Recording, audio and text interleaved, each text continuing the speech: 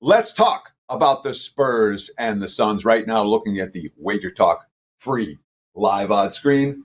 We're seeing 7.5 pretty much across the board. There are a couple sevens out there for Phoenix. Total's been bet down a little bit. It was 230. Now we're seeing 229.5/229. But as you mentioned, Lawrence, Phoenix has won 2 of their last 3 games following a 5-game skid. Of course, when they had the 5-game skid, they were playing without Kevin Durant. Since Durant's been back, obviously they played much better. But they're 2-6 ATS at -4 or higher this year. They've repeatedly failed in this role. Chalk hasn't been the role for Phoenix so far.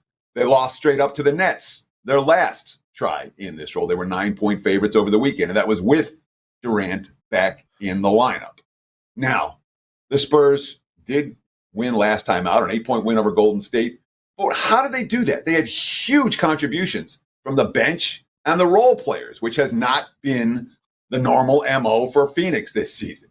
Tyus Jones did a big game, and the bench was outstanding. Royce O'Neal, Ryan Dunn, Monty Morris, they all had big games. They shot 51% from three-point range, and they beat Golden State by 8. So with all of those contributions, with a great three-point shooting night, they still wasn't a blowout for Phoenix. And obviously, they have been a team that prior to the return of Durant hadn't been playing good basketball. Now, Bradley Beal, there were some questions about whether he's supposed to play tonight. He's likely to be in the lineup, but their big man, Jusuf Nurkic, he's not expected to play this evening, and that matters when we're talking about going up against Victor Wembanyama.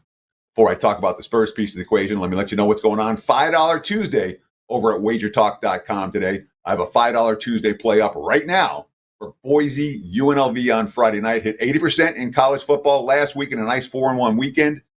And this close to 5-0 is all I'm going to say. We'll see if we can cash another one on Friday night. You can get my best bet, Boise UNLV, $5 today only at wagertalk.com. So the Spurs struggled early on the highway. They went 1-5 straight up, 2-4 ATS to open the season. They did cash 12.5, 13-point dogs when they lost by only 12 at OKC, but certainly nothing going to say, hey, we want San Antonio on the road.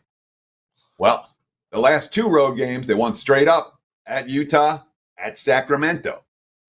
Tre Jones, questionable tonight. I do think he's going to play, but I'm not sure. But frankly, San Antonio's as healthy as they've been all year. They got Jeremy Sochan expected back in the lineup tonight, an impact player for them. Devin Vassal's back already. And for all the success that Phoenix has had against San Antonio, last year the Spurs went 3-1 against the Suns, including winning both games here in Phoenix. So it's been a one-sided series in favor of San Antonio in recent meetings. They were +7. They were +10.5. They won straight up as 12-point home dogs as well. Wembanyama is a very tough matchup for the Suns, especially with Nurkic out.